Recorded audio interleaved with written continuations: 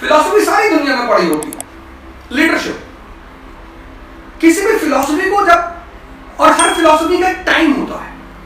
जैसे आचार्य रजनीश ने किताब वो डिस्कोर्स दिया, किताब तो बाद में उस पर लिखी गई, सेक्स टू सुपर कॉन्शियसनेस, संभोग से समाधि। जरूरत थी सर, बहुत लोग चिल्लाए 1980s के आसपास, बहुत लोग चिल्लाए आदमी बर्बाद कर रहा है, हिंदुस्तान बर्बाद कर रहा है। किसी को समझना, आप ट्रेन से सफर करिए, बस से सफर करिए, इस देश के चारों तरफ दीवारों पे आपको लिखा मिलेगा निराश पुरुष मिले। इतनी निराशा इस मुल्क में, इतने मरे हुए लोग इस मुल्क में हैं, तो उसने कहा निराश होने की जरूरत नहीं, समझ लो चीजों। जो इतनी बड़ी चीजें हैं, जिनका इतना बड़ा दर्शन है, जो इतने महान संस्कृति के लोग हैं, मुझे नहीं आता समझना किसी चीज की कोई बुराई है, किसी भी चीज को। और मैंने कहा ना, किसी भी चीज को, शराब है, शराब की कीमत क्यों है बाजार में? क्योंकि हर आदमी मन से शांत होना चाहता है। आज जो लोग कमरों में बैठे हुए हैं, आइसोलेटेड, अकेलापन, एकांत नहीं। अगर आप एकांत में हैं तो आप मजा ले रहे हैं। आज ही जो लोग चारों तरफ बंद हो गए, आप निगेटिविटी देखो, कितनी निगेटिव वाइब्स हैं, परेशान है लोग अंदर। अब वो दिमाग में विचार आ रहा है कि मेरे गले में खराश हो गई, मुझे भी जुकाम हो रहा है, बुखार भी हो रहा है मुझको, कोरोना का पेशेंट बगल से गुजरा था, बगल वाले कुत्ते को कोरोना हो गया। विचार ही तो आ रहे हैं, और अगर ये हावी हो जाए तो ले गए आपको। तो जब सबकॉन्शियस बहुत हावी होता है और 4 पैक अंदर गई, तो सबकॉन्शियस मर गया। ये है शराब की इंपॉर्टेंस। मैंने तो बहुत पी, इसलिए मैं कभी उसका विरोध नहीं करता। उससे बहुत लोगों ने आकर कहा कि आप इस क्लास में ऐसे बोलते हैं और ये करते हैं और वो करते हैं। समझने की कहता हूं मैं एनसीईआरटी पढ़ने को भी तो कहता हूं, उसको क्यों नहीं सुनते? मेरी बड़ी सारी शिकायतें होती रहती मैनेजमेंट में, ऐसे कह दिया क्लास में, कह रहे थे कि शराब जो है बड़ी अच्छी चीज है, लेकिन निचले स्तर पे है, उसका उच्चतम स्तर भी है, ध्यान वो करिए। वो भी तो मैं आपसे करने के लिए कह रहा हूं, वो आप सुनते नहीं।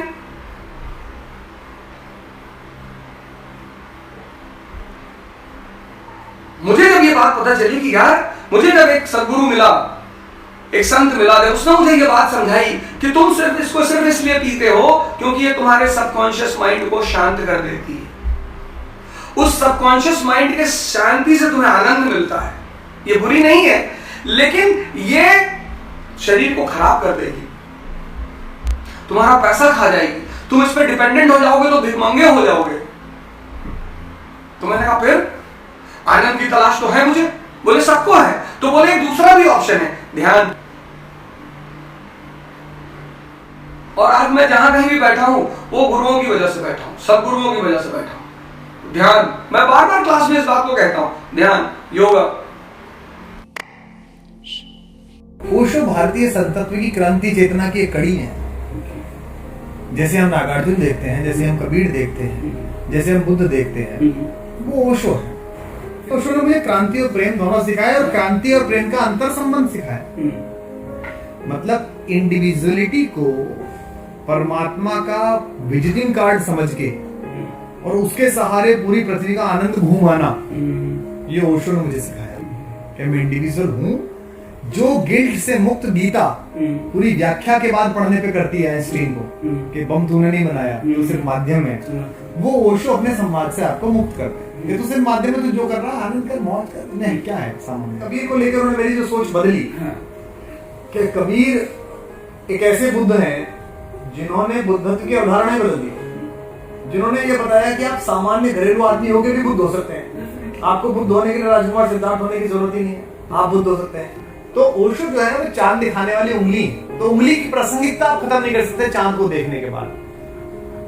संभोग से समाधि तक में, संभोग सिर्फ टाइटल में, जिन लोगों ने किताब नहीं पढ़ी, मैंने वो 4-5 बार पढ़ी, और मैंने अपने जीवन के हर चरण में पढ़ी। जब मैं 17-18 साल का था तब भी मैंने पढ़ी, फिर मैं प्रेम में हो गया तब भी मैंने पढ़ी, फिर मैंने विवाह कर लिया तब भी मैंने पढ़ी, फिर मैंने हर 5-6 वर्ष बाद एक बार मैं उस किताब को पढ़ता हूँ। ओशो की अगर कोई एक पुस्तक जो कई बार पढ़ी है मैंने, वो उन किताबों में से एक किताब संभोग से समाधि। बड़ा हंसी की बात है कि संभोग से टाइटल पर लोगों को लगता है कुछ अंदर है, अंदर उसमें कहीं है नहीं, अंदर तो उसमें ऊर्जा के बारे में चर्चा है कि जो मनुष्य है उसकी आत्मिक ऊर्जा और शारीरिक ऊर्जा के बीच क्या रिलेशन है और कैसे रूपांतरित शारीरिक ऊर्जा को आत्मिक ऊर्जा में और आत्मिक ऊर्जा को शारीरिक ऊर्जा में कैसे रूपांतरित किया सकते हो।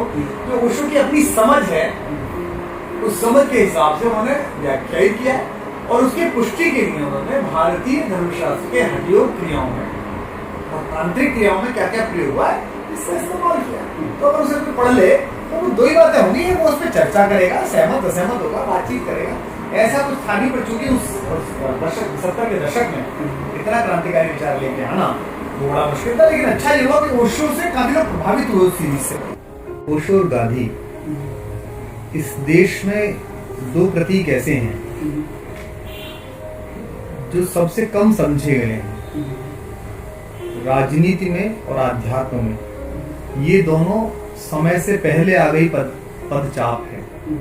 ओशो के बारे में जो किंवदंतियां फैली, ओशो के बारे में जो बातचीत फैली, जो प्रसंग प्रहसन फैले, सच्चे झूठे, उनके अंधेरे में, उनके धुएं में ओशो की जो निजी द्युति है, विचार की जो द्युति है, वो काफी छुप गई।